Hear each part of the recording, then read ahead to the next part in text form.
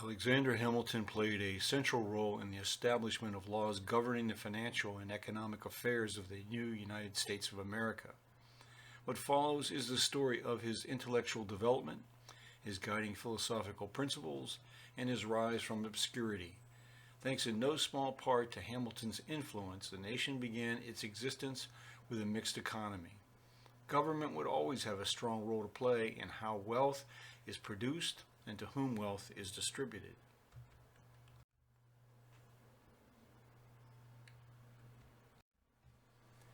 An excellent biography of Alexander Hamilton was produced by Broadus Mitchell and published in 1976.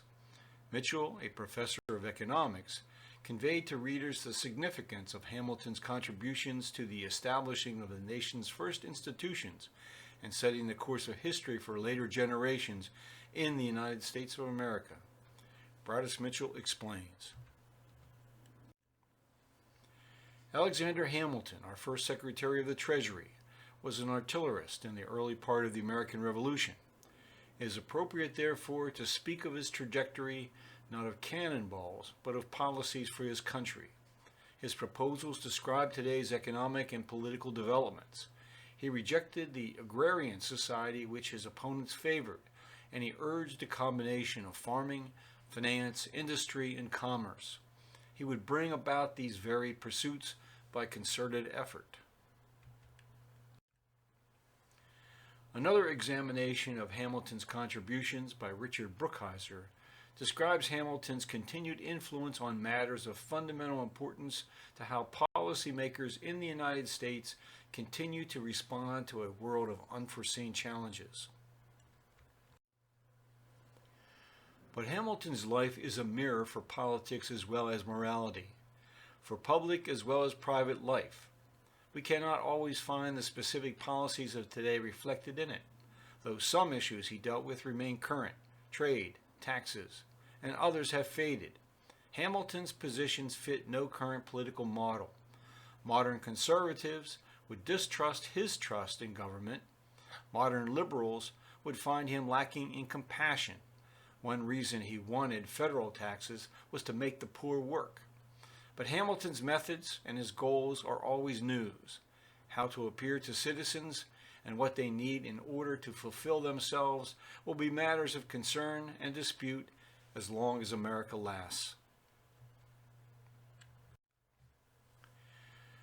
Another historian, Claude Bowers, spent an entire book examining the parallels and ideological differences between Hamilton and Jefferson. One important observation he makes about Hamilton is an observation one is still able to make regarding the positions held by those who aspire to high levels of influence and authority over our socio-political arrangements and institutions. His ideal of government was the rule of gentlemen, the domination of aristocrats, on the theory that these, with a certain prestige to maintain, were more jealous of their honor and above the vulgar strivings for mere place. Thus it was impossible for him to conceive of a strong and capable government over which the aristocracy did not have sway.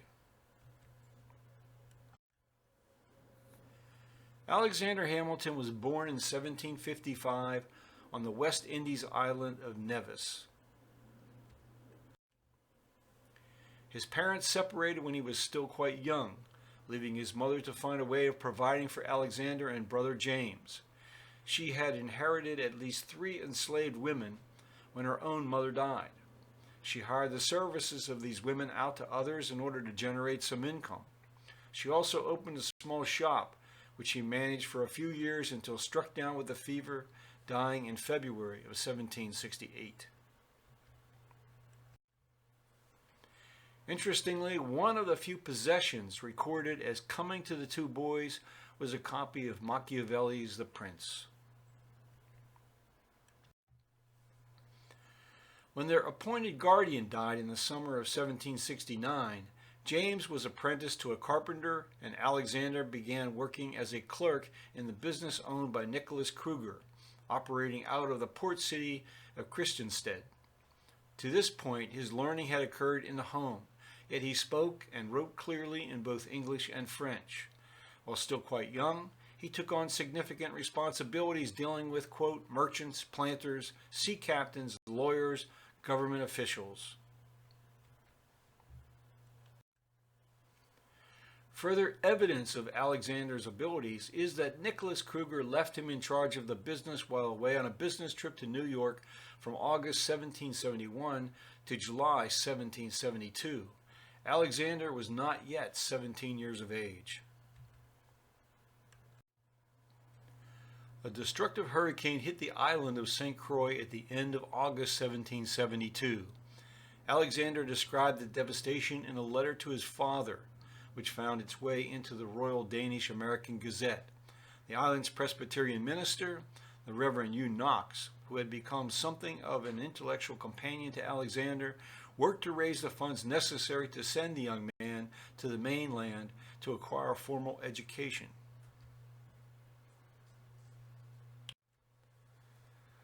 The first ship headed for the mainland colony sailed to Boston. He arrived in the midst of the rising resistance to British authority. That November, Sam Adams would lead a 21-member committee of correspondence to communicate with other towns and colonies. This was followed by Boston citizens endorsing 3 radical proclamations asserting the rights of the colonies to self-rule. From Boston, Alexander made his way to New York City and the counting house of Courtwright and Company, associates of Nicholas Kruger, who provided him with accommodations for a few days, after which he moved on to Elizabethtown, New Jersey, where he was enrolled in the local academy to study for application to college. He would spend a year at the academy before moving to New York to attend King's College, although his first choice was to attend Princeton. However, Princeton's trustees rejected his proposal for an accelerated program of independent study. Although King's College was governed by a staunch monarchist in the person of Miles Cooper, Broadus Mitchell concludes that New York offered many more benefits to Alexander than were available at Princeton. New York was a better base for his future operations and influence, for New York's resources were greater, and its geographical situation was superior for a champion of national unity. At this point in his life, Alexander was looking to medicine as his likely profession.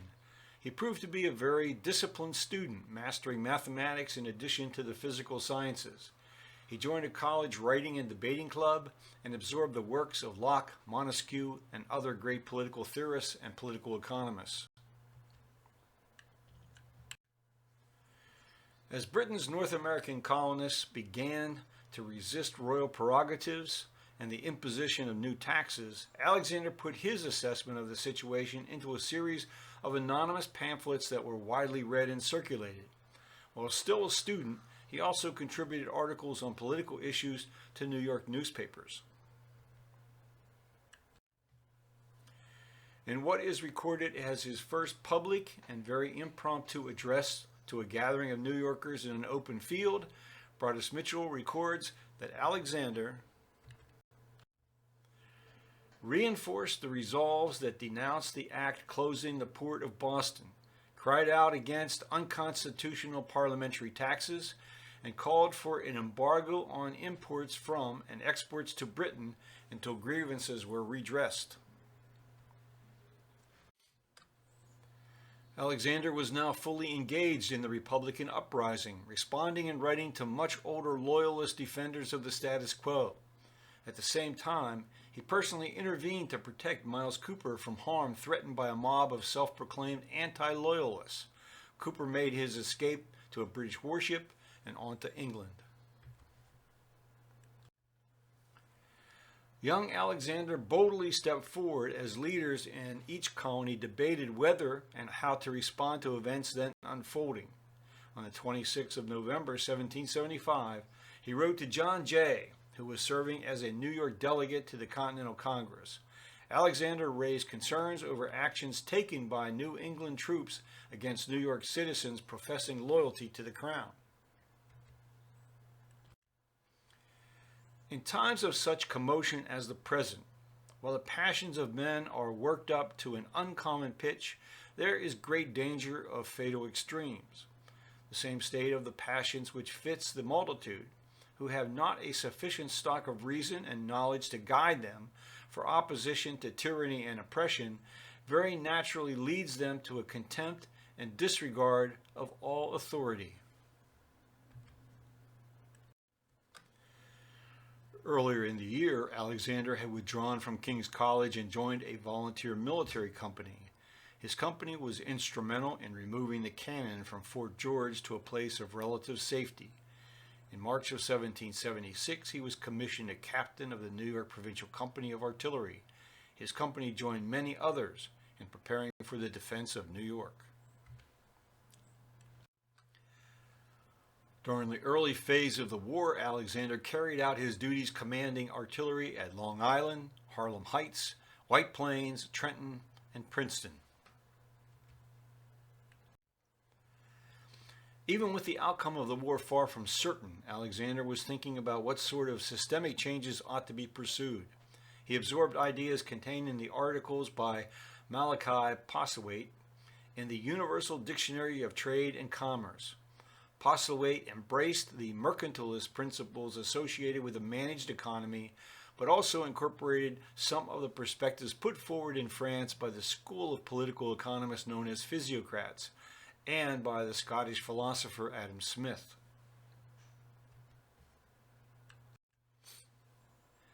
The theoretical arguments for the mixed economy were forming in his mind as he studied these works.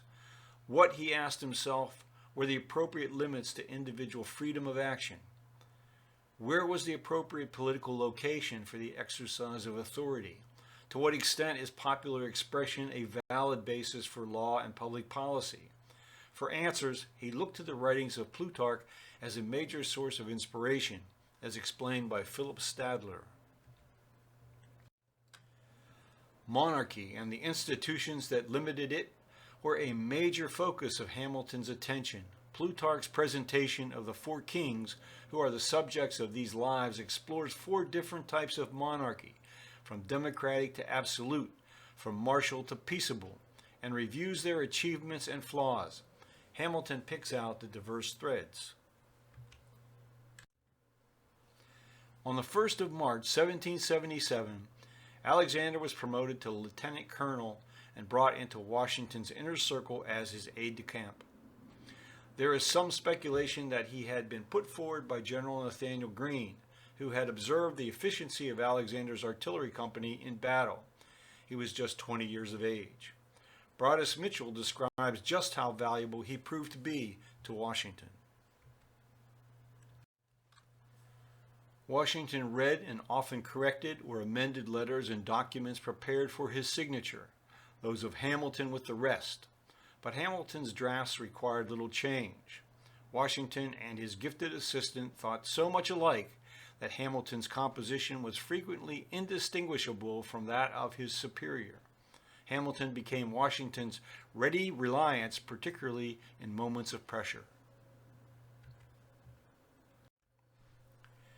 When the British under General Howe defeated Washington's army in Delaware at Brandywine, Alexander quickly sent a warning to the Continental Congress that evacuation of Philadelphia should occur without delay. Washington then assigned him to manage the removal from Philadelphia of as much supplies as possible, in the face of strong resistance by the local population. Another defeat of Washington's forces occurred at Germantown, after which Washington established a temporary camp at Whitpain. It was while this was happening that forces under Horatio Gates, but led principally by Benedict Arnold, defeated the British Army under General Burgoyne at Saratoga in New York. Alexander Hamilton was dispatched to deliver orders to Gates to send some of his force to Washington's assistance. Gates resisted, other difficulties arose, and to top it off, Alexander came down with an illness that nearly killed him. Washington's army was forced to withdraw and establish winter quarters at Valley Forge. I need not spend time describing the severe hardships experienced by the army encamped in this wilderness region. This was a time of increasing criticism and intrigue directed against Washington. Alexander proved even more valuable to Washington as he was able to communicate in French with the young Marquis de Lafayette. In the spring, the British vacated Philadelphia to return to New York. Alexander joined Lafayette in the field as the Continental Army ready to take on the British at Monmouth in New Jersey.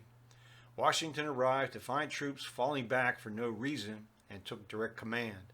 At the end of the day, the British had fallen back, escaping from the battlefield during the night. The financial situation of the colonies and their Continental Army was as precarious as conditions on the fields of battle.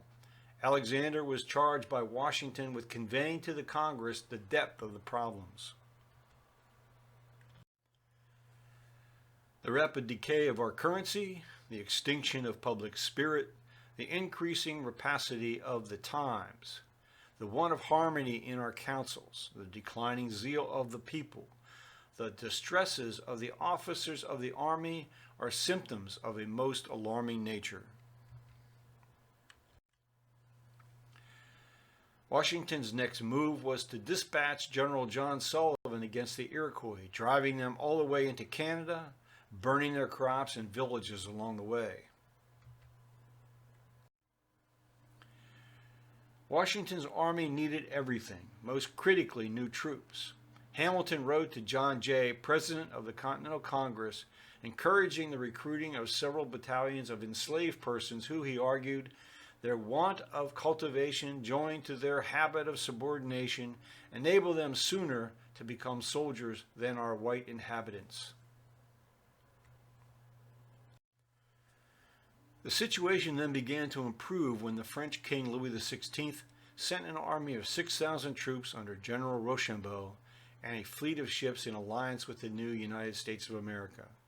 Many, including Alexander, realized that the Continental Congress now needed authority to make decisions affecting national affairs. To James Duane, he wrote, quote, "The Confederation itself is defective and requires to be altered. It is neither fit for war nor peace." His observations on the cause of so many problems continued. The idea of an uncontrollable sovereignty in each state over its internal police will defeat the other powers given to Congress and make our union feeble and precarious. There are instances without number where acts necessary for the general good and which rise out of the powers given to Congress must interfere with the internal police of the states. And there are as many instances in which the particular states, by arrangements of internal police, can effectually, though indirectly, counteract the arrangements of Congress. Elizabeth Schuyler now entered Alexander's life. They met early in 1780 and were married in December. 8 children were born to the couple, and after his death, she never remarried. Alexander next found himself at the center of the effort to prevent the escape of Benedict Arnold from West Point after the discovery of his treachery. At the same time, he felt strong sympathy for the British officer, Major Andre, who was executed for his part in the affair. An incident occurred in February of 1781 that temporarily soured the relationship between Alexander and George Washington. Alexander later recalled that the cause was an unavoidable delay in responding to Washington's request for a meeting. Alexander had been in conversation with the Marquis de Lafayette and could not break free to meet with Washington. Broadus Mitchell records that Hamilton, quote, "comes off badly in the incident," adding, "General Washington did all in his power to heal the breach. He generously assured Hamilton of his confidence in the fine qualities of his aide and offered in a frank conversation to repair the spat. Hamilton's brilliance did not save him from the unwisdom of youth, false pride, and vanity. He took pleasure in imagining that by refusing to be reconciled, he had subjected the commander-in-chief to humiliation. He now began to devote more of his thinking to the affairs of a peacetime nation, even though the British held on to New York and controlled the coastal regions of the southern colonies. In April of 1781, he conveyed his thoughts in a letter to Robert Morris. To me, it appears evident that an executive ministry composed of men with the qualifications I have described would speedily restore the credit of government abroad and at home, would induce our allies to greater exertions in our behalf, would inspire confidence in moneyed men in Europe, as well as in America, to lend us those sums of which it may be demonstrated we stand in need from the disproportion of our national wealth to the expenses of the war. He also provided Morris with an outline for the organization of a national bank and began work on a series of articles calling for a strengthened national government. At the same time, he was anxious to return to the field in command of troops. In early July, he joined Washington and several weeks later was given command of 2 New York regiments. In late August, the Army moved south to meet Lord Cornwallis. Alexander's troops then played a leading role in the attack on the British position at Yorktown. With victory achieved and the surrender ceremony completed, he was on the road back to his wife in Albany, New York. He quickly began to work on his ideas for establishing a sound political framework for the new nation. Alexander Hamilton had little faith in laissez-faire or the invisible hand analysis provided by Adam Smith in The Wealth of Nations. He also disagreed with the analysis of the French physiocratic writers Quesnay and Turgot and their arguments that public revenue come from landed property. What the new United States needed to survive, he argued, was government empowered to act and to oversee management of economic affairs. Broadus Mitchell argues that Alexander's motives were enlightened rather than self-serving and not based on any class bias advancing the privilege of some over others. The picture of Hamilton the aristocrat against Jefferson the Democrat is false. Hamilton was solicitous of the well-being of all of the people. Historians who ought to know better have said that Hamilton's motive springs were personal glory and power. It seems not to have occurred to them that his passion was unselfish, that he strove for the welfare of the entire community. The rights of man were Jefferson's noble ideal. Hamilton wished to clothe those rights with material benefits and social responsibilities. As you may have observed, to this point I have referred to the object of this lecture by his first name, Alexander. With the war for independence essentially won and his military duties coming to a close, Alexander emerges as Hamilton, a figure of prominence and influence, capturing a place at the table where the future course of the nation was to be argued and established. He had not yet completed his law studies when he was recruited by Robert Morris to join him in government as receiver of continental revenue for New York. Hamilton accepted the position conditioned on his ability to continue his law studies. He was not optimistic that much could be done to raise the necessary revenue given the limited powers of the national government. In July of 1781, Robert Morris had written to the governors of each state requesting details on the accounts outstanding between the state and the continental government. His intention had been to settle the outstanding balances in an equitable manner. The governors considered the information requested by Morris outside the duties of his office and responded without any commitment to comply. Once Hamilton assumed his new office, he quickly completed an analysis of New York's financial situation and conveyed his findings to Morris. It is the opinion of the most sensible men with whom I converse that its faculties for revenue are diminished at least 2/3.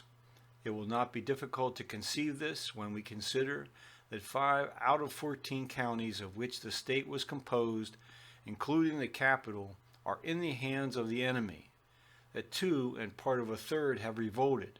2 others have been desolated, the greater part by the ravages of the enemy and our own troops, and the remaining 4 have more or less suffered injuries from the same causes. In response, Hamilton put forward a plan to raise needed revenue. This included the taxation of both land and property improvements, what were considered luxury possessions, sales taxes on salt and tobacco, duties on imports, and fees for stamps on legal documents. As one would anticipate, his proposals met with considerable opposition by those in the New York Assembly who would be adversely affected, although the Committee on Finance did agree to a valuation of all land and a small tax imposed based on this valuation. So serious was the financial state of New York that Hamilton sued composed on behalf of a special committee chaired by Hamilton's father-in-law, Philip Schuyler, and addressed to the public creditors of the state of New York that put the fate of the state and the nation in explicit terms. It cannot be expected that individuals in this country will hereafter lend to the public unless they perceive a disposition to do justice to its creditors. If, without providing for those who have already risked their fortunes, security should be held out to invite future creditors, a suspicion of their faithful appreciation would deter every prudent man. There must be a good opinion of public faith before there can be a confidence in public securities, and this opinion can only be created by unequivocal demonstrations of a disposition to justice, nor will anything amount to a proof of this short of the measure on which we insist.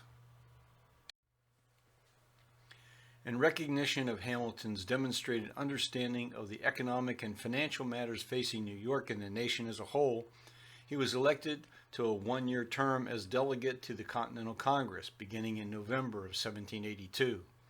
He stepped down from his position working for Robert Morris and prepared himself to take on the challenge of convincing his fellow delegates to support the systemic changes he concluded were absolutely essential. What he found when he took his seat in Philadelphia was a legislative body plagued by insufficient attendance, so much so that the passage of legislation was frequently delayed. Broadus Mitchell offers this insight into the situation. Certain competent scholars have offered a more favorable view of the accomplishments of the Confederation Congress, but all of their ingenuity is required to show positive gains. Anyone who reads the journals must be thankful that military victory did not drive the country into political calamity and credit collapse. Still, the nation's financial situation was extremely precarious. In accord with the Articles of Confederation ratified in March 1781, Congress began annually requesting the states collect and fulfill quotas of the sums needed to pay ongoing wartime expenses. The taxes the states collected were almost entirely direct taxes, property and poll taxes, which became increasingly burdensome as the war went on. Making matters worse, since the continental currency no longer circulated and specie was scarce, there was a shortage of currency with which to pay taxes. Many taxes were paid in goods. The compliance rate on these congressional quotas from the states was roughly 50% in 1781 and 1782.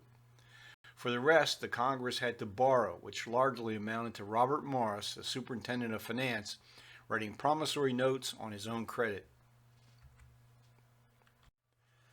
What Hamilton proposed in this congressional session was a 5% import duty, the revenue to be devoted to payment of the interest accruing on the nation's war debt to creditors.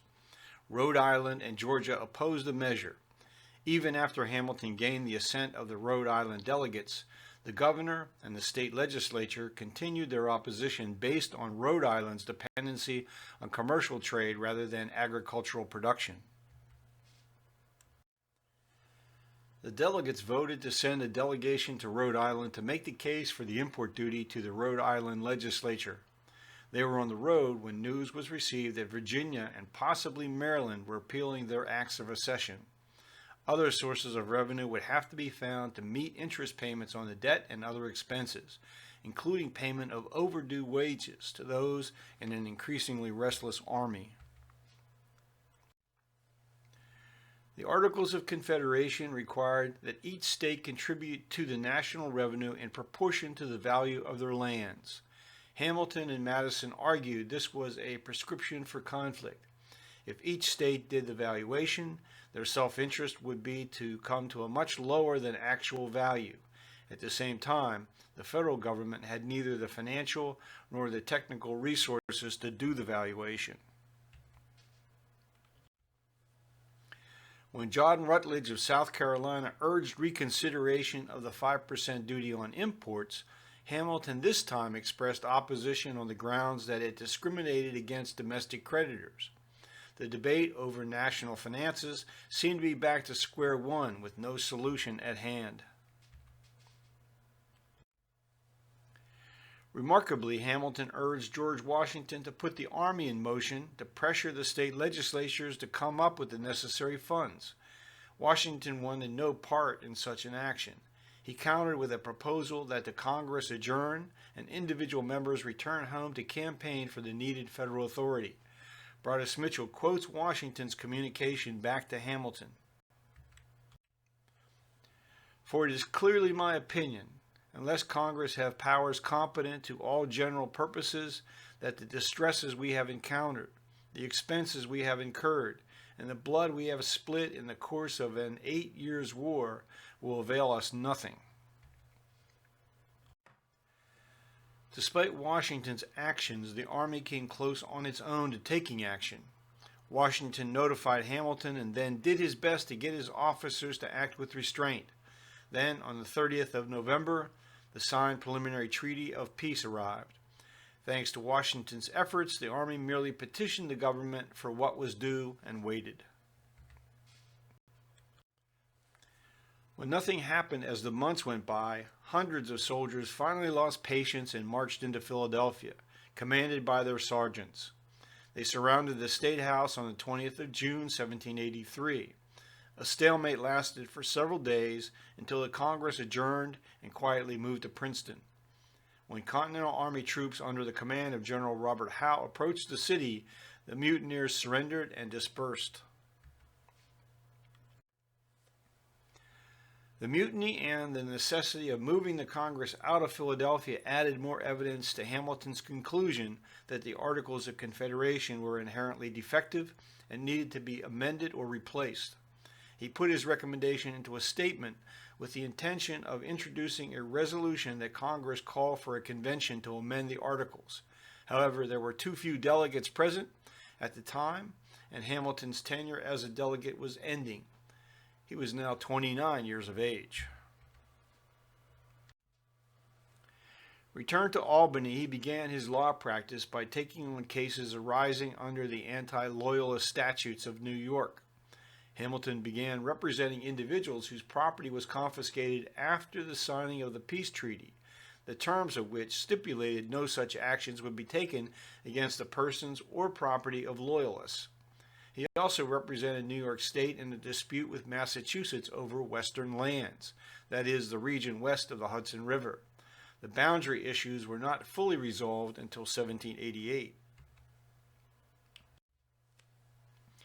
Peace brought with it a return to normalcy of sorts and a return to commercial activity. To support business and commerce beyond barter, the markets needed a financial intermediary, a bank. Robert Livingston came up with a plan for a land bank. Hamilton took the lead against this plan on the basis that first, it would establish a monopoly in the state, and second, 2/3 of the bank's assets would be shares in companies formed to speculate in frontier lands and mortgage liens on land, considered by Hamilton to be risky, non-liquid assets. Hamilton's plan for a new Bank of New York required that 1/2 of the bank's financial capital take the form of gold or silver coinage.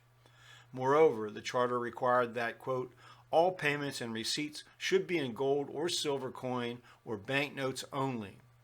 The bank would make short-term loans only and do business with merchants and manufacturers known to be prudent and conservative.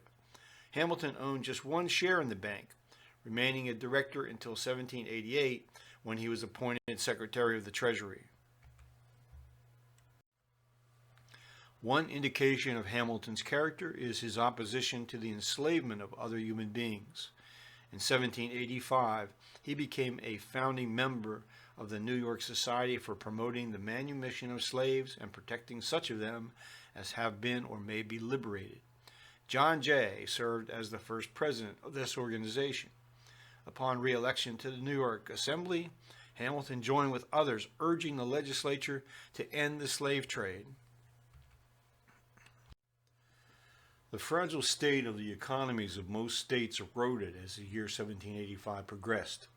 As the war was ending, many prominent people borrowed heavily to speculate in land. Certain the population would begin to move into the now open frontier territories as Congress enacted the Land Ordinance that year.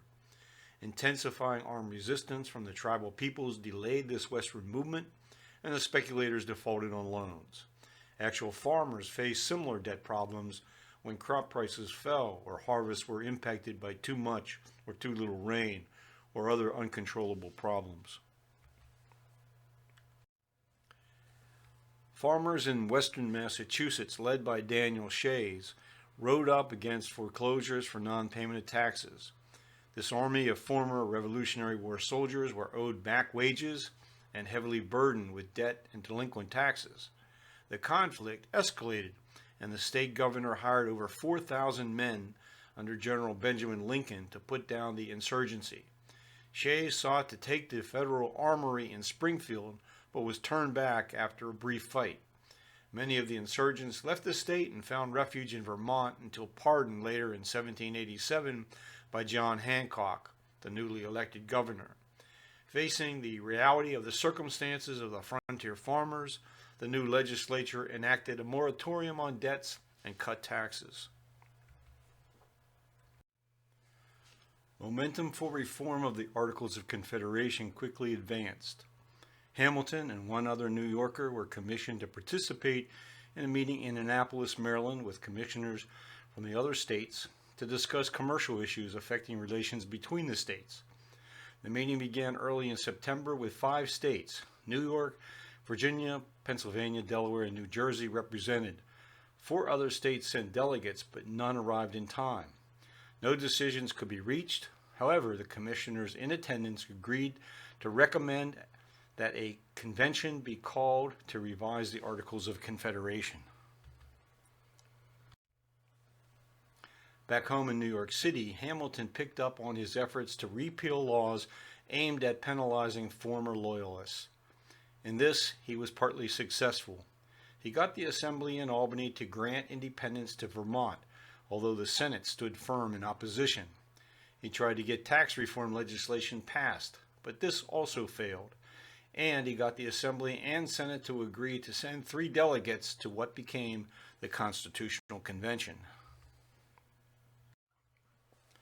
Finally, the meeting to consider amendments to the Articles of Confederation was set to begin the last week of May 1787. For several weeks, Hamilton contributed very little to the proceedings.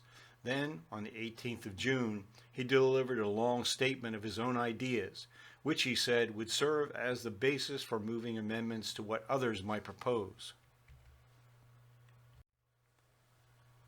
He challenged the Virginia plan as insufficient to repair the deficiencies under the Articles, and he outright rejected the New Jersey plan because it left the sovereignty of the states essentially intact.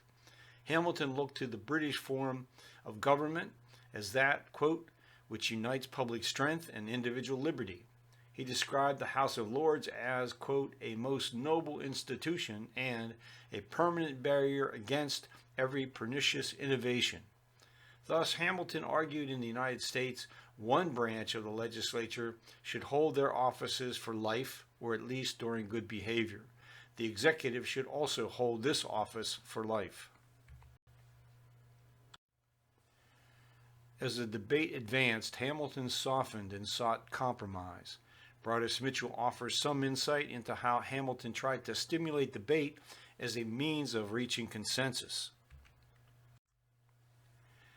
Though Hamilton's ideal scheme appeared outlandish to most of his fellow delegates, by benefit of his concessions later, much that he recommended was engrafted in the Constitution. A principal innovation of the document was that it empowered the national government to act directly upon the individual citizen, without the mediation of the state. The final day of the convention came on the 17th of September. Benjamin Franklin, too ill to speak, had his address read by James Wilson. He set the tone of the state-by-state debates over ratification. I confess that there are several parts of this Constitution which I do not at present approve, but I am not sure I shall never approve them. For having lived long, I have experienced many instances of being obliged by better information or fuller consideration to change opinions even on important subjects which I once thought right but found to be otherwise. Hamilton came to very much the same position. His task, with help from others, was to explain the new Constitution to the people of New York and the other states to the extent possible. The result was a comprehensive series of 85 articles written by Hamilton, James Madison, and John Jay, and all signed Publius, entitled The Federalist. An opinion of the significance of the Federalist is offered by Benjamin Fletcher Wright, editor of a 1961 edition of the Essays. The Federalist was not designed to be a systematic treatise on political and constitutional philosophy, in which such topics as the nature and the origins of the state and government, the nature of law, sovereignty, the grounds of political obligation, or the reasons for obedience to constituted authority, and the scope and limitations of political power are carefully and dispassionately examined. Yet, the Federalist, tracked for the time though it is, better repays analysis of its political and constitutional ideas than any other book written in America. When New Hampshire's state constitutional convention voted to ratify the new federal constitution, Hamilton's hopes for the future were certainly encouraged. New York City would continue as a temporary location for the government. The procedure for election of a president and a vice president under the new Constitution identified one of the issues that needed to be rectified by amendment. A practical question arose because there was a possibility, remote as it might be, that John Adams might receive more votes in the Electoral College than George Washington. Hamilton used his influence to urge that some electors vote for candidates other than Adams to prevent an unanticipated result. As George Washington settled into the presidency and began the process of creating the executive branch, the cabinet position of Secretary of the Treasury loomed large. Consulting with Robert Morris, now a senator, Morris had only one person to commend, Hamilton. Hamilton was nominated on the 11th of September and approved by the Senate the same day. Now it was Hamilton's challenge to staff the Treasury with competent people and see to the efficient administration of the nation's finances. Oliver Wolcott Jr. came on as auditor and performed with great competence. William Duer became assistant secretary, but was very soon forced to resign for engaging in speculation in public securities. Controls at the nation's ports of entry became a top priority to fully collect import duties and prevent smuggling. Hamilton read everything he could on public finance and worked to implement what he found to be best practices that worked elsewhere. The U.S. House of Representatives adopted a resolution directing the Secretary of the Treasury to prepare and deliver a report on the nation's finances to the next session of Congress. By mid-January, Hamilton's report was ready. Speculators were also ready, anticipating the government would assume the war debts of the states, They had purchased huge quantities of state securities at deeply discounted prices from those who had no idea of what was about to occur. Thus, Hamilton's decision to acquire the securities at face value created his first serious political storm. The securities were transferable. Hamilton argued the government must honor the terms of the contracts. However, holders of securities who agreed to concessions would be given preference on when payment would occur. New securities would be issued and sold in an amount equal to the total amount of current outstanding debt, including all war debts of the states. Creditors would also have the opportunity to purchase Western lands at 20 cents an acre. Meeting the financial obligations of the new government posed both practical and conceptual problems. Heavy taxation to pay for the French and Indian War had pushed Britain's colonial subjects into a war for independence. The war for independence had been a long and costly endeavor, and creditors were waiting to be repaid. Taxing imports raised revenue, but sparked retaliatory measures against exports. Legislatures were dominated by property interests not very receptive to taxing themselves. What was left? The answer is provided by Broadus Mitchell. Then there was the favorite vague optimism that sales of Western lands would suffice to clear the debt. Selling off the newly acquired public domain was at the time not particularly controversial, but the amount of revenue to be raised would be insignificant in comparison to the nation's debt obligations. The intense disagreements over how to raise public revenue and how to service public debt had one very long-lasting consequence, as Broadus Mitchell explains. The debate on Hamilton's fiscal policies in Congress and the country marked the birth of political parties in America. What made Hamilton so powerful was his understanding of what would move the major stakeholders in the nation to take the actions he knew to be necessary. Charles Beard, in his seminal and controversial dissertation, An Economic Interpretation of the Constitution of the United States, provides an insightful profile of Hamilton's psychology. It was he who saw most keenly the precise character of the social groups which would have to be rallied to the new government in order to draw support away from the states and give the federal system a firm foundation. He saw, in the first place, that the most easily consolidated and timorous group was composed of the creditors, the financiers, bankers, and moneylenders. He saw that by identifying their interests with those of the new government, the latter would be secure. They would not desert the ship in which they were all afloat. It is charged against him that he did not buy up government paper in behalf of the public at the most favorable terms, but to have done so would have diminished the profits of the very financiers whose goodwill was necessary to the continuance of the government. At this stage of the debates, Hamilton's argument that all holders of federal securities must be fully satisfied was opposed by James Madison, who sided with others who argued that speculators should not be so rewarded. Nonetheless, Hamilton's proposal was approved and implemented. A solution to Hamilton's proposal for the federal government to assume the war debts of the states was to be more difficult. Some states had incurred far higher levels of debt than others. Shays' Rebellion indicated what might happen in any state that sought to impose direct taxes on citizens. Hamilton's compromise was to exempt lands, houses, livestock, and farm produce from federal taxation. Instead, import duties would be increased on sugar, molasses, spices, salt, spirits, and tobacco products, and certain luxury items.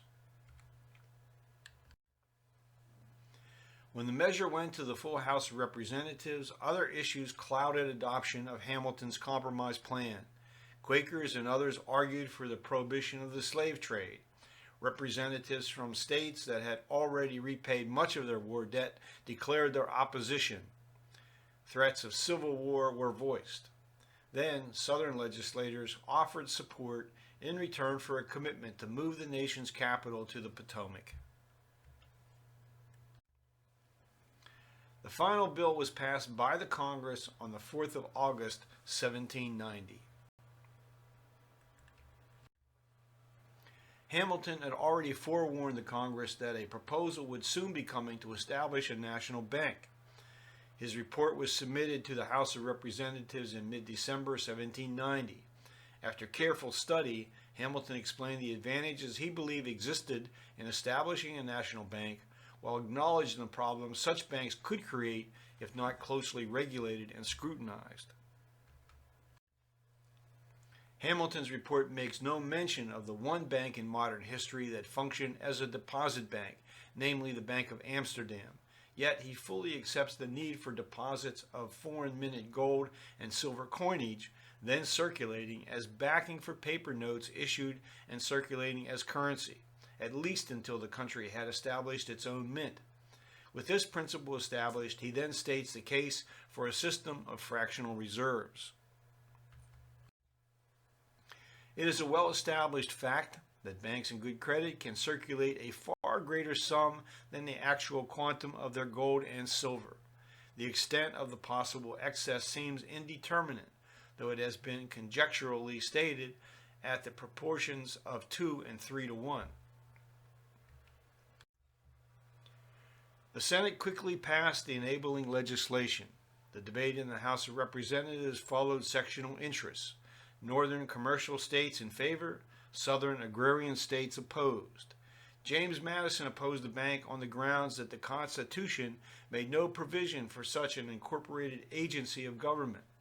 After long and what Broadus Mitchell describes as, quote, repetitious debate, the vote was 39 to 20 in favor of the bank. Washington's Attorney General Edmund Randolph and Secretary of State Thomas Jefferson echoed Madison's opposition on constitutional grounds. Hamilton's response, historians note, was in part based on powers implied in the Constitution. Hamilton's detailed responses and argument persuaded George Washington, who signed the bill into law on the 4th of July, 1791. Almost immediately, all of the shares of the bank were sold. The bank began operations at Philadelphia and Carpenter's Hall, while its permanent home was being constructed, completed in 1795. The need by the United States for its own coinage became the next priority for Hamilton. Thomas Jefferson and James Madison expressed strong opinions on how to proceed. One of Hamilton's major concerns was that the new U.S. coins would exchange as close to par as possible with the Spanish dollar or the coinage of the country's main trading partners, Britain, Holland, and France. The result was coinage containing a 15 to 1 ratio of silver to gold. Legislation was passed by the Congress in April 1792 establishing the mint, to be located, quote, at the seat of the government of the United States, with responsibility for regulating the nation's coinage. A new building was authorized to be constructed in Philadelphia, and David Rittenhouse was appointed as the mint's first director. On the 5th of December, 1791, Hamilton's report on manufactures was submitted to the Congress. There it sat for some time. In the report, he expressed his views that government assistance would be required to encourage the formation of firms engaged in the production of manufactured goods. This was no more than trying to create a level playing field given the self-interest practiced by every nation. It is a primary object of the policy of nations to be able to supply themselves with subsistence from their own soils, and manufacturing nations, as far as circumstances permit, endeavor to procure from the same source the raw materials necessary for their own fabrics. This disposition, urged by the spirit of monopoly, is sometimes even carried to an injudicious extreme. It seems not always to be recollected that nations who have neither mines nor manufactures can only obtain the manufactured articles of which they stand in need by an exchange of the products of their soils, and that if those who can best furnish them with such articles are unwilling to give a due course to this exchange, they must of necessity make every possible effort to manufacture for themselves, the effect of which is that the manufacturing nations abridge the natural advantages of their situation, through an unwillingness to permit the agricultural countries to enjoy the advantages of theirs, and sacrifice the interests of a mutually beneficial intercourse to the vain project of selling everything and buying nothing. What then should be the response of government in the United States? Hamilton examined all the options. A full view having now been taken of the inducements to the promotion of manufactures in the United States, accompanied with an examination of the principal objections which are commonly urged in opposition, it is proper in the next place to consider the means by which it may be effected, as introductory to a specification of the objects which in the present state of things appear the most fit to be encouraged, and of the particular measures which it may be advisable to adopt in respect to each. Hamilton advised the Congress to provide funding for infrastructure, to create, quote, good roads, canals, and navigable rivers that would, quote, put the remote parts of a country more nearly upon a level with those in the neighborhood of the town. These and other measures would encourage population growth, encourage investment, and generate a dynamic and resilient economy. Much had been accomplished under George Washington's leadership, despite the growing political divisiveness in the country. Anti-Federalist forces, with Aaron Burr as a central figure and now a U.S. Senator, were anxious to push back and to use whatever means they could to discredit Hamilton. An opportunity would arise with the discovery that Hamilton had become romantically involved with a woman named Maria Reynolds. Another controversy for Hamilton arose when it was revealed that beginning in 1789, Hamilton had engaged in a clandestine correspondence with George Beckwith, a major in the British Army, with the objective of influencing U.S. foreign policy in the direction he deemed to be in the best interest of the United States. Such matters rightfully fell under the province of Thomas Jefferson as Secretary of State, and Jefferson continued to see France, at this early stage of its own revolution, as the nation's friend and, if it came to war, ally. With the presidential election of 1792, opponents of Hamilton saw an opportunity to diminish his influence by electing George Clinton of New York as vice president, sending John Adams home to Massachusetts. Clinton could not generate the necessary support, and John Adams was returned for a second term as vice president. The campaigning for office was almost always, in some sense, dominated by attempted character assassination, as is the case today. However, once the votes were counted and the results announced, those who were elected turned their focus onto the business of governance. This is described well in just a few sentences by historians Edward L. and Frederick H. Shapsmar.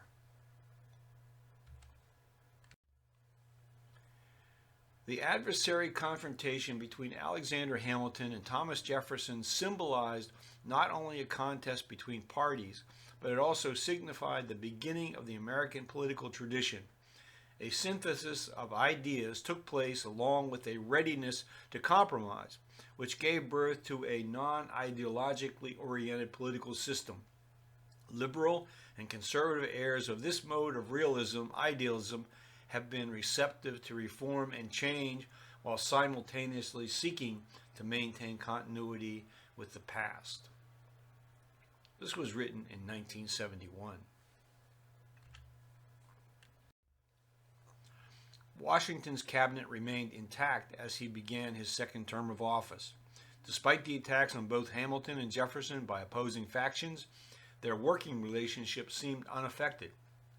At the same time, however, Hamilton was chagrined over the withdrawal of agreement and support coming from James Madison.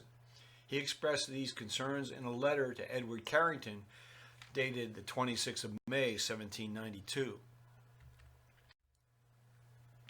It was not till the last session that I became unequivocally convinced of the following truth, that Mr. Madison, cooperating with Mr. Jefferson, is at the head of a faction decidedly hostile to me and my administration, and actuated by views, in my judgment, subversive of the principles of good government and dangerous to the Union, peace, and happiness of the country. These are strong expressions. They may pain your friendship for one or both of the gentlemen whom I have named. I have not lightly resolved to hazard them. They are the result of a serious alarm in my mind for the public welfare, and of a full conviction that what I have alleged is a truth, and a truth which ought to be told and well attended to by all the friends of union and efficient national government. As the disagreements over policy between Hamilton and Jefferson intensified, George Washington intervened in an effort to ease tensions between his two advisors.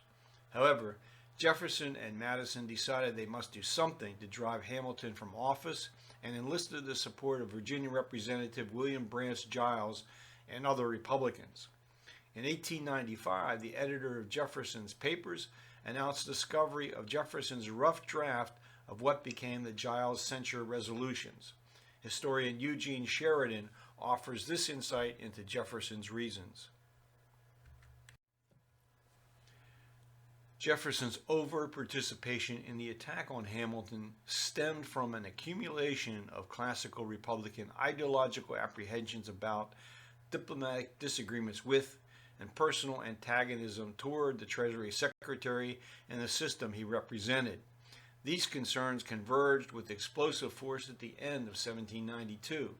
By then, Jefferson had long been convinced that his vision of a virtuous agrarian republic was jeopardized by Hamilton's grand design of creating, under the auspices of a strong central government, a tightly integrated nation based on the support of public creditors and marked by what Jefferson regards as British forms of social and political corruption. Fast-moving events across the Atlantic Ocean intensified the stresses of domestic political differences. The Marquis de Lafayette, the one Frenchman held in the highest esteem by Americans in the United States, had escaped arrest in August of 1792 by entering the Austrian Netherlands, where he was taken prisoner. Many in the U.S. were shocked when the French King, Louis XVI, was executed on the 21st of January, 1793. The French revolutionary government then declared war on Great Britain and the Netherlands. Even Thomas Paine in France, to help guide the French toward a democratic republic, was arrested and scheduled to be executed as a foreigner and enemy of the revolution. While Hamilton was working to restructure the nation's debt in order to fully repay the French, his actions were interpreted by Jefferson as having the exact opposite objective. Hamilton rose to his own defense during February, delivering comprehensive reports to the House of Representatives and defending his decision to seek new loans to restructure debt as with the intent of acts passed by the Congress in 1790. Despite a good deal of ambiguity over the legality, if not the intent, of Hamilton's actions, Jefferson urged his Republican colleagues to press the issue forward in anticipation of the discovery of misuse of public funds, forcing Washington to dismiss Hamilton. Washington rejected Jefferson's call for an investigation of the Treasury by the Attorney General, prompting Jefferson to initiate censure resolutions coming from the House of Representatives. What Jefferson did not know is that Washington had approved all of the actions taken by Hamilton. Jefferson's actions were taken knowing full well that the resolutions had no chance of adoption in the Federalist-dominated House. The United States was being pulled into the European drama with no easy way out. The French had dispatched Edmond Charles Genet to the United States, charged with obtaining American assistance against Great Britain. Thomas Jefferson was sympathetic. Hamilton was not. George Washington called for neutrality and directed the French government to recall Genet. Before this could be acted upon, a French privateer had been refitted in Philadelphia, slipped out to sea, and then began attacking British shipping. Tensions mounted between all three nations. For Thomas Jefferson, the time had come to finally take the step he had been anxious to take for some time, to resign as Secretary of State and return to Monticello and take care of his private affairs. He had so expressed his intentions to George Washington in 1791. To William Short at the beginning of 1792, he had written of his decision to retire early in 1793. Given what we know about his financial affairs, none of this ought to be of a surprise. Washington was able to persuade him several times to postpone his departure, but finally Jefferson submitted his resignation on the 31st of December and departed. From the standpoint of his personal interests, retirement to Monticello should have been a permanent step. In France, the radical Jacobins gained power and recalled Genet, who essentially sought asylum in the United States, expecting he would be arrested, put on trial, and executed by the Jacobins. Washington pressed for the Congress to pass a neutrality bill, which they did on the 4th of June, 1794. None of the European belligerents honored U.S. neutrality. During the fall, privateers brought their prizes into U.S. ports. The vessels were quietly and illegally refitted for warfare and returned to sea. Domestically, Hamilton was forced to take action against the uprising in the frontier counties of Pennsylvania, where citizens refused to pay the excise tax on farmers and whiskey distillers. Small producers were taxed much higher per gallon than large producers, and many farmers relied on whiskey as currency in exchange for needed goods. George Washington, accompanied by Hamilton, rode to the frontier, taking command of about 3,000 Pennsylvania and New Jersey militia. Representatives from the western counties met them in Carlisle. Informing the president, the people were ready to submit to the laws. Not persuaded, Washington marched the militia into the region and rounded up suspected leaders. The actual leaders had already escaped. Eventually, only 2 men were found guilty of treason. Both were pardoned by Washington. Upon their return to Philadelphia, Hamilton notified Washington of his intent to resign as Secretary of the Treasury on the last day of January 1795.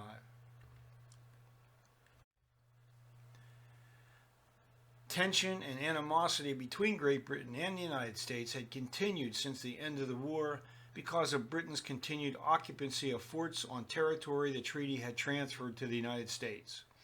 British agents had continued to provide weapons and munitions to the tribal peoples on the frontier, encouraging them to harass settlers moving into the territory.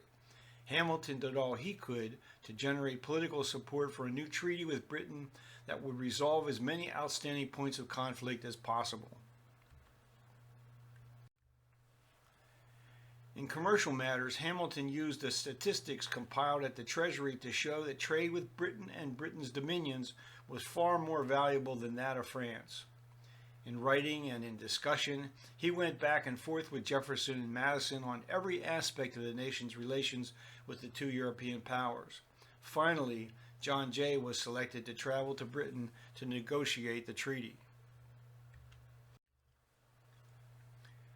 Washington instructed Jay to demand that Great Britain withdraw its troops from the United States' northwestern territories. Initially, Britain was to compensate slaveholders for slaves British soldiers had abducted during the Revolutionary War, pay ship owners for trading vessels seized by Britain's naval forces, and permit free trade between the United States and the British West Indies. Jay achieved only a limited success, however, gaining the withdrawal of troops and compensation to American merchants. He failed to obtain protections for American shipping or reimbursement for stolen slaves, and he prematurely conceded American responsibility to pay British merchants for pre-Revolutionary War debts.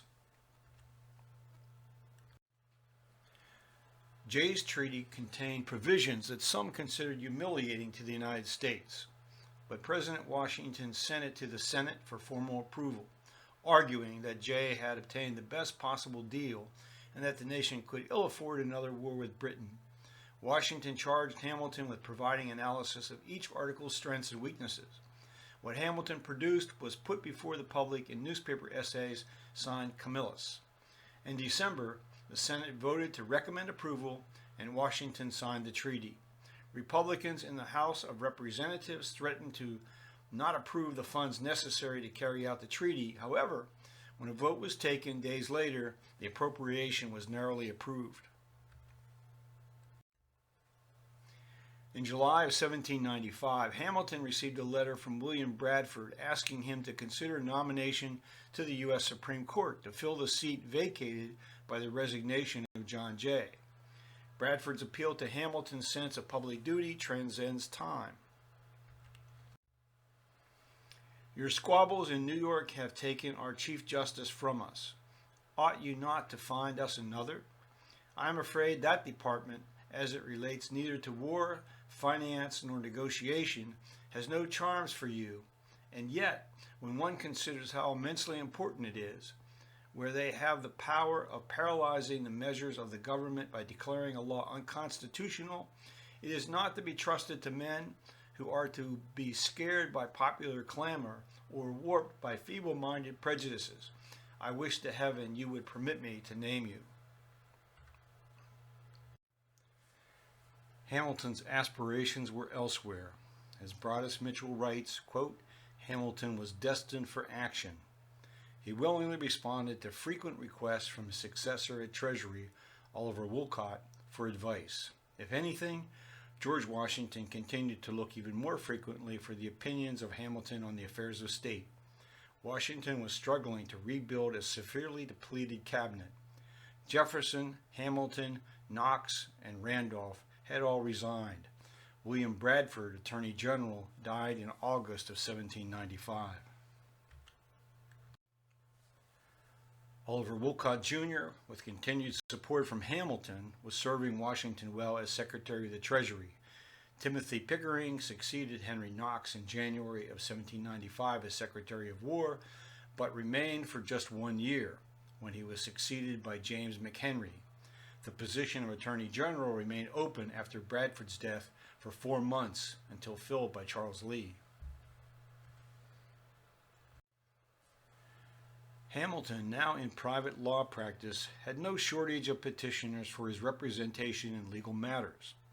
Another attorney, Robert Troup, invited Hamilton to join a group of investors speculating in land locating in the wilderness of New York. Hamilton was already an owner of some, quote, western lands and declined the offer. Broadus Mitchell notes that the land he held did not bring him any material gain during his lifetime. More importantly, his long years of public service had not resulted in a strong financial position. He needed to practice law to earn enough to pay off his own debts. And of course, when Washington made his decision not to stand for election to a third term as president, he sought Hamilton's assistance in the preparation of his farewell address. In an assessment of what Washington, Hamilton, and the others had accomplished, Broadus Mitchell offers this. Subsequent generations forgot the domestic dissensions and foreign perplexities which informed the president's rich advice, but were enduringly impressed by the admonitions of harmony at home and goodwill toward, but not permanent alliances with, foreign nations. 150 years later, many in America, including those in highest office, were ready to discard the advice of patriots of the 18th century. Washington offered hope and caution to his fellow citizens, and in the end he remained a humble servant to the nation, his words expressing very much the sentiments of Hamilton. Though in reviewing the incidents of my administration I am unconscious of intentional error, I am nevertheless too sensible of my defects not to think it probable that I may have committed many errors. Whatever they may be, I fervently beseech the Almighty to avert or mitigate the evils to which they may tend. I shall also carry with me the hope that my country will never cease to view them with indulgence, and that, after 45 years of my life dedicated to its service with an upright zeal, the faults of incompetent abilities will be consigned to oblivion, as myself must soon be to the mansions of rest. Hamilton had moved on, but one part of his recent past now caught up with him, his affair with Maria Reynolds, about which he had made several blackmail payments to the woman's husband. The affair and fabricated accusation of Hamilton having speculated in government securities were revealed by James T. Callender. Hamilton countered with the kind of detailed and documented response as was his practice in all matters, a pamphlet published on the 31st of August, 1797. Hamilton's opponents could offer no real evidence of Hamilton's alleged speculations, and the scandal faded from public attention. Across the Atlantic, the Old World monarchies were hard-pressed by the battlefield successes of the French army, now commanded by Napoleon Bonaparte. Yet, when Napoleon overreached trying to expand the French Empire into the Middle East in 1798, an opportunity to remove the French threat brought Austria, Britain, Turkey, and Russia together. The French forces were driven out of the Italian peninsula in 1799. Returning to France, Napoleon led a coup that brought him dictatorial power. All through this period, the relationship between the United States and France hung in a precarious state of quasi-war. After the signing of the Jay Treaty between the United States and Great Britain, the French government authorized privateers to conduct attacks on U.S. shipping. As the loss of merchant ships mounted, the U.S. retaliated. The French Foreign Minister, Talleyrand, demanded a bribe be paid by envoys sent by John Adams in return for an audience with him. Eventually, Talleyrand dropped this and other conditions, but did not agree that France would end the seizures of U.S. ships. As the sea battles threatened to expand to land, Adams looked to George Washington to once again take command of the army. One of Washington's conditions was that Hamilton be appointed second in command. Hamilton called for a massive increase in the number of ships of the line, construction of defensive positions to protect the nation's main ports, and the raising of 12 additional active regiments. As the situation deteriorated, Adams was moving in favor of an alliance with Great Britain. In France, Talleyrand remained as foreign minister and reopened negotiations with the United States. A three-man commission was dispatched to France, and negotiations resulted in the Convention of 1800, which terminated the 1778 Treaty of Alliance between the two nations. De-escalation of the conflict with both France and Great Britain was ultimately the best outcome for the United States. Hamilton, essentially on his own, took to the challenge of rebuilding the nation's defensive forces. As he communicated to George Washington, the nation was ill-prepared for war. McHenry is wholly insufficient for his place, Secretary of War, with the additional misfortune of not having the least suspicion of the fact. I more and more apprehend that obstacles of a very peculiar kind stand in the way of an efficient and successful management. With the tentative peace established, Hamilton resurrected Washington's urging of a permanent training program for military officers. The plan put forward by Hamilton to the Secretary of War, McHenry, is summarized by Broadus Mitchell. The Academy should have a fundamental school in which all students spend 2 years learning mathematics, mechanics, geography, and tactics. Then followed a period in one of 4 specialized branches: artillery and engineering, 2 years; cavalry, navy, 1 year each. The site should permit of an artillery range and be on navigable water suitable for ship construction, a cannon foundry and small arms manufactory, operated by Army detachments, would furnish object lessons for the students. The land at West Point was acquired in 1790 from General Stephen Moore of North Carolina for the sum of $11,085. The garrison's defenses had been constructed beginning in 1778 under the direction of Polish engineer Tadeusz Kosciuszko. The academy was established in 1802 with 2 students completing the program that year. Hamilton's political future was far from certain and suffered with the death of George Washington in December of 1799. Passage of the Alien and Sedition Acts in 1798 raised public animosity towards John Adams and the Federalists generally. In his own state of New York, the Federalist candidates were badly defeated in 1799, a strong indication that Thomas Jefferson would emerge as the next president. Hamilton's regrettable partisan strategy was to attempt to have the law changed, quote, to take the choice of electors away from the new legislature and give it to the people voting in districts. In what is considered by historians as a grave political mistake, Hamilton chose to put his concerns about the ability of John Adams to govern before the public just before the election of 1800. There has since then been debate about just how much harm this did to the president's bid for re-election. Thanks to the rules established for the Electoral College, Thomas Jefferson and Aaron Burr ended with the same number of votes. A common observation made by historians was repeated by historian Herbert Sloan in 2004.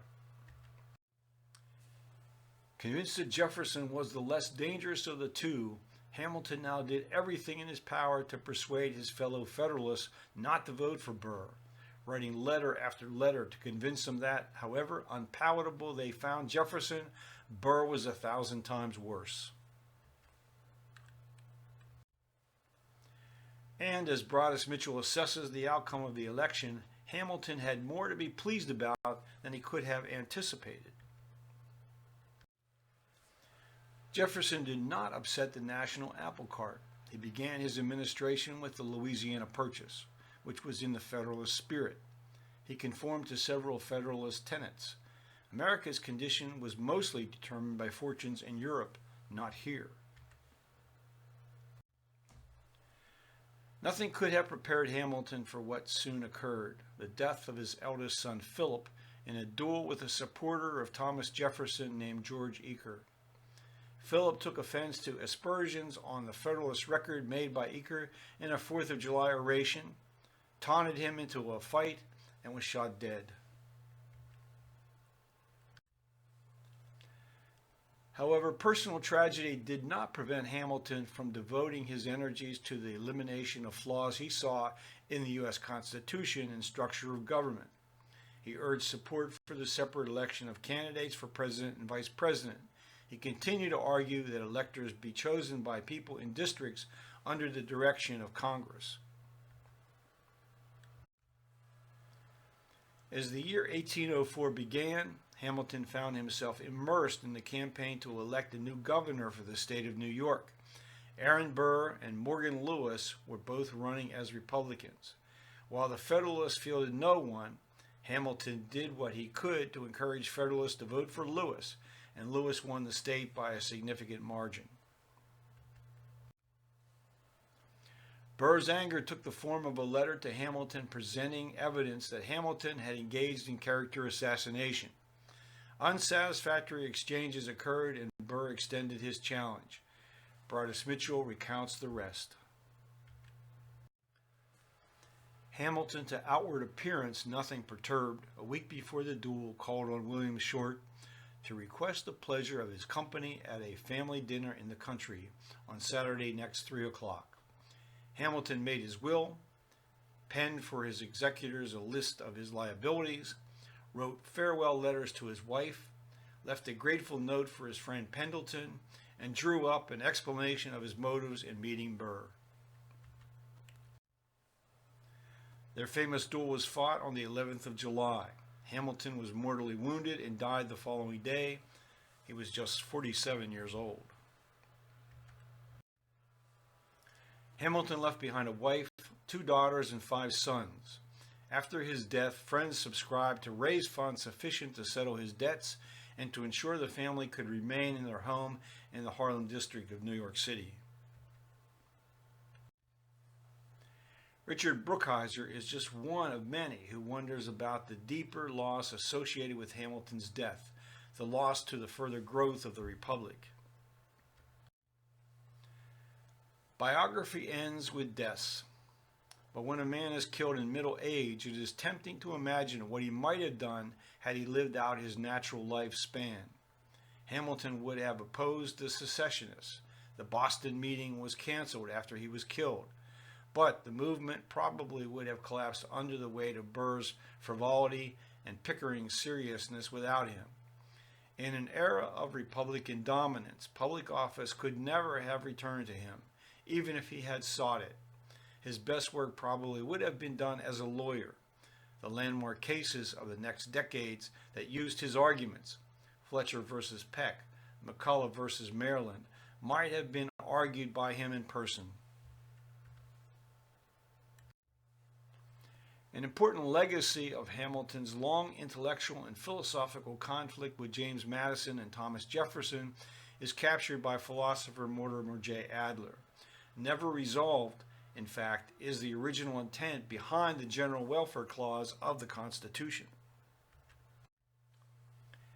In the vocabulary of traditional political theory, the distinction between limited and unlimited government is identical with the distinction between constitutional and absolute or despotic government. A constitutional government is by its very nature always a limited government because the power exercised by its office holders is limited to the authority conferred by the Constitution on the offices they hold. An absolute monarch ruling despotically is not an office holder and is not subject to such limitations. And that is the story of Alexander Hamilton, at least in part. Thank you.